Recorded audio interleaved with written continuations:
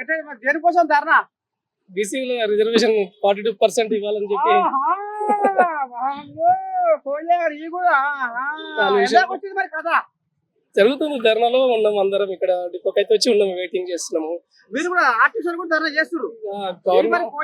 Government support చేసింది కదా, government support చేసింది కాబట్టి మేము కూడా అందులో పాల్గొంటున్నాం. ఇప్పుడు జనాలు ఏమంటారు ఎరికేనా? చెప్పండి సార్. సర్కారు వచ్చి మళ్ళా రోడ్ల మీద కూర్చున్నాడు ఏంది అని వాళ్ళు దీర్ఘాలు తీస్తున్నారు తాత.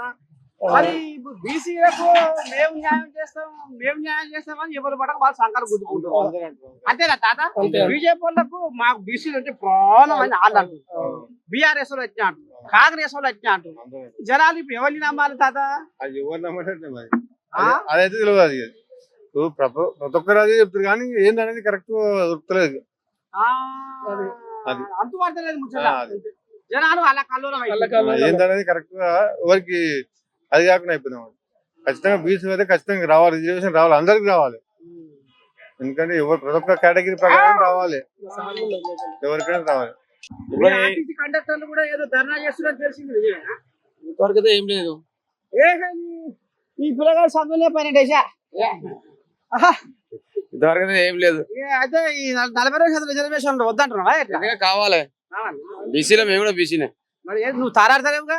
తారాడుతాం అందరు కలిసి. అందరికి ఇంతకుముందు లేకముందు తారాడినాం. తారాడిగా మరి ఏందే ఇప్పుడు అందరూ అన్ని పార్టీలలో తారాడుతున్నారు కానీ మరి ఇప్పుడు జనాలు ఏమంటారు ఎరికేనా? ఇప్పుడు బీఆర్ఎస్ వాళ్ళు, బీజేపీ వాళ్ళు, కాంగ్రెస్ వాళ్ళు ఎవరు మటుకు వాళ్ళు మేము బీసీలకు సై కొడుతుర్రు.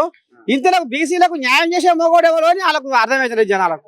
నిజమే మాట. ఏం చెప్తావు నువ్వు? ఒక్కరు కూడా బంద్ చేస్తారు. బంధాన్ని మాటనే లేదు, రోడ్డు మీద బంధాన్ని మాటనే లేదు.